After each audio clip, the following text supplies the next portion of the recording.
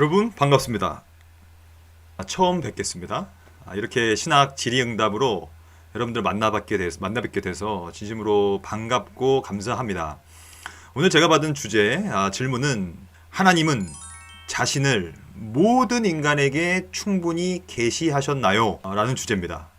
이 질문은 한마디로 요약하자면 계시론이라고 볼 수 있어요. 계시론. 계시론은 계시에 대한 지식, 계시에 대한 학문, 혹은 계시에 대한 관점 이런 것들로 우리가 좀 요약할 수 있겠는데요. 이 계시론을 전개함에 있어서 가장 중요한 것은 뭐냐면 첫째, 계시의 주체와 객체를 이해하는 겁니다. 쉽게 말하면 계시론이 잘못 발전돼 버리면 주객 전도가 일어나 버립니다. 주객 전도 여러분 아시죠? 그러니까 주체와 객체가 뒤바뀌어 버리는 거예요. 이것만큼 위험한 것은 없죠. 신학에서 주객전도 일어나잖아요. 큰일 나는 것입니다. 쉽게 말하면 우리 인간이 하나님의 위치에 올라가고 하나님께서 인간의 위치로 전락해버리는 것이 주객전도의 위험성이에요. 그러므로 저는 이 질의응답 시간을 첫째 세 가지 정도의 핵심 논점을 좀 살피고 그 다음에는 이거에 대한 성경적인 답변을 좀 제가 말씀드리고 그 다음에는 우리 삶에 좀 적용을 하려고 합니다. 왜냐하면 적용 없는 신학은 아무 필요가 없어요. 제가 이 질의응답 이 코너를 함께 만드는 가운데 저의 관심은 이러한 신학적인 주제들이 내 삶에 무슨 관련이 있는가, 요거를 좀 말씀드리려고 하는 것입니다. 첫째, 이 주제, 이 질문의 핵심 논점은 주객 전도의 이 관점을 배제해 나가는 것이 핵심 논점이에요. 즉 무슨 말이냐? 하나님은 계시의 주체이십니다. 즉 계시의 원천이시요 태양이세요. 이게 무슨 말이냐면 이분께서 자기 자신의 존재와 자기 자신의 사역을 우리한테 드러내 주시지 않으면 우리는 아무것도 알 수가 없습니다. 예를 들면 이건 마치 빛과도 같아요. 빛, 태양과도 같다는 얘기죠. 여러분과 저는 다 눈이 있지 않습니까? 눈이 있어도 뭘 볼 수 있는 이유가 뭐가 필요한 거예요?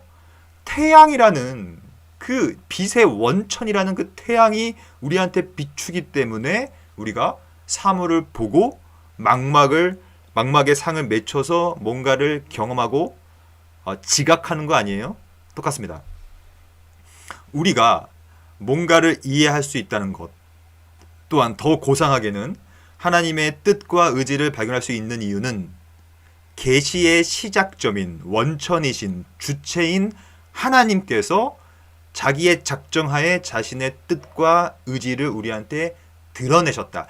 계시하신 주체이기 때문에 이게 가능한 얘기입니다. 그럼 여기서 우리가 살펴야 될 건 뭡니까? 우리는 계시의 주체입니까? 우리는 계시의 객체다. 그 계시를 하나님께서 우리한테 주시는 그 태양 빛을 우리는 감사함으로, 은혜로, 정말로 이 값을 치를 수 없는 만큼 이 너무나 아름다운 이 계시의 빛을 은혜로 받아 누리는 우리는 이 수용자요 객체라는 사실을 여러분 꼭 기억하시면 좋겠습니다. 이 무슨 말이냐? 이 계시론의 핵심은 그러므로 은혜예요. 은혜. 하나님께서 우리 같은 사람한테 사실 자기의 존재와 사역을 계시하실 이 하등의 이유가 없습니다. 근데 하나님께서는 끊임없이 자신을 드러내시는 거예요. 이게 어디까지 드러내시냐면 이게 두 번째 논점인데요. 오늘 우리 질문을 다시 한번 읽어보겠습니다. 하나님은 자신을 모든 인간에게 충분히 계시하셨나요? 두 번째 논점은 모든 인간한테 계시하셨다는 거예요. 이것을 계시의 보편성이라고 합니다. 보편적인 건 뭐예요? 보편적인 거는 어디에도 호환 가능하고 어디에서 적용 가능한 거 아닙니까?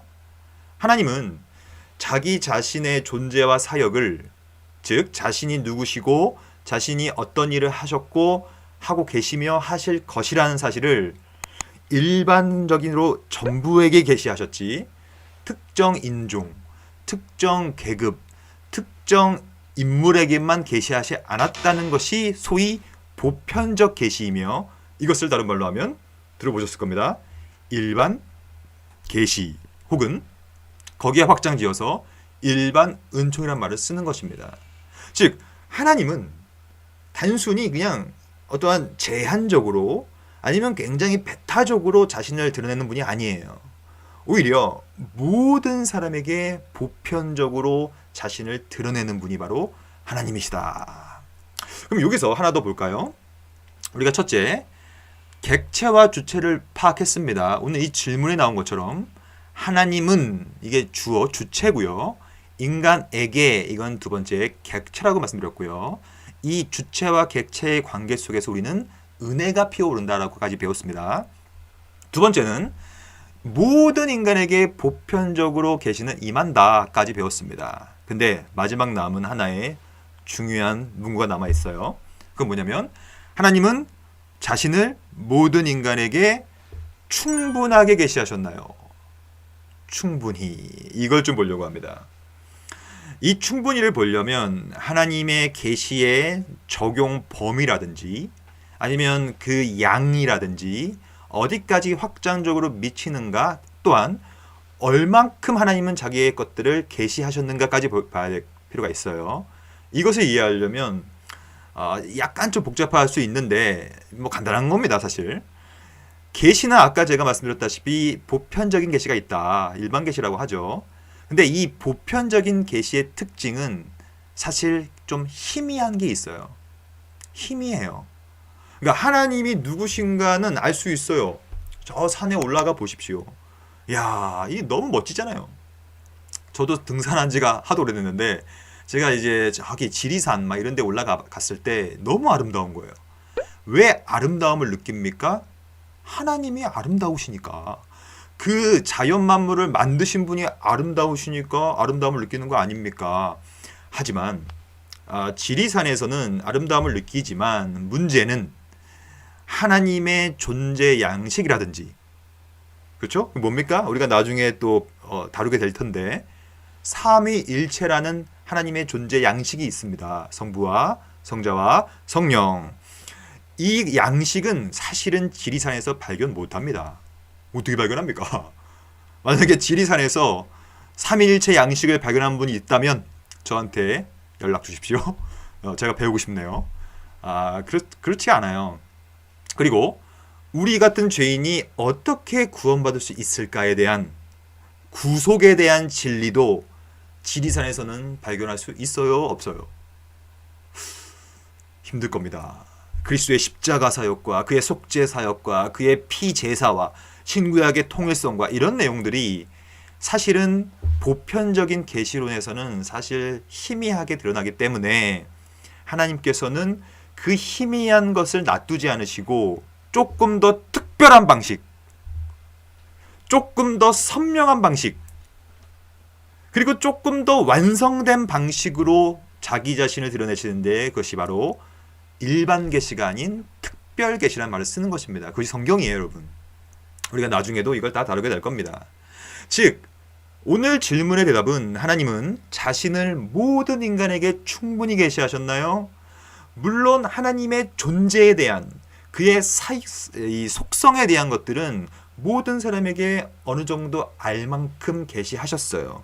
하지만 핵심적인 구속사의 진리라든지 핵심적인 하나님 자신의 존재 속성과 어떠한 양식에 대해서는 오히려 성경이라는 특별 계시 가운데서 더 강하게 드러난다. 이렇게 좀 답변을 드리고 싶습니다.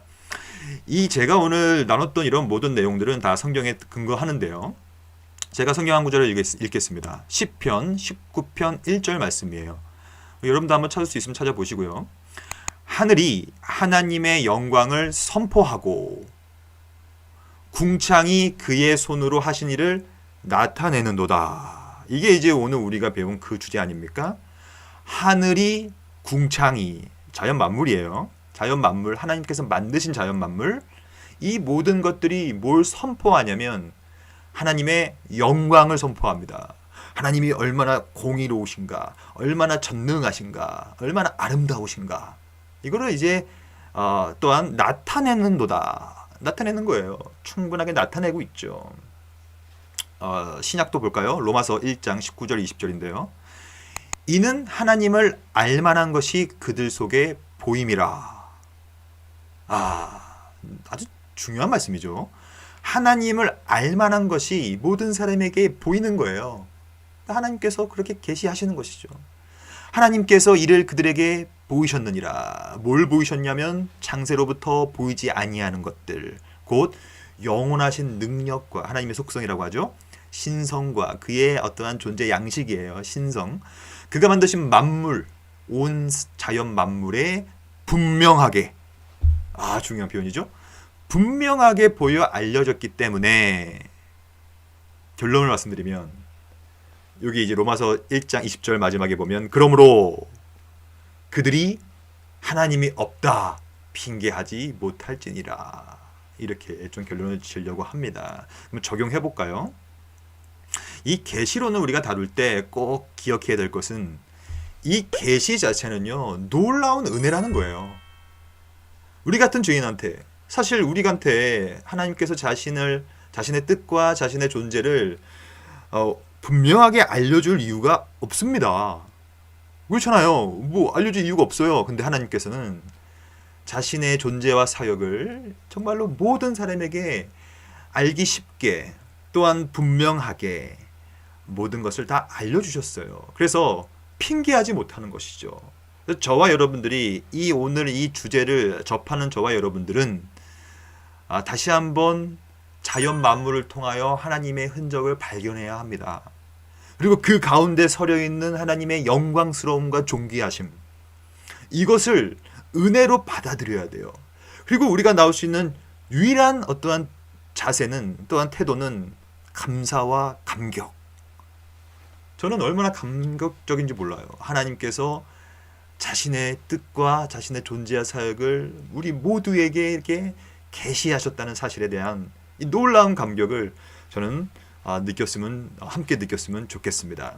여러분, 혹시라도 이거에 대한 더 갈급함이 있으시면 성경을 잔잔히 읽어보시고 또한 자연 만물을 통해 하나님을 발견하는 저와 여러분들 되었으면 좋겠습니다. 예, 감사합니다. 우리 다음 질문에 또 뵙겠습니다.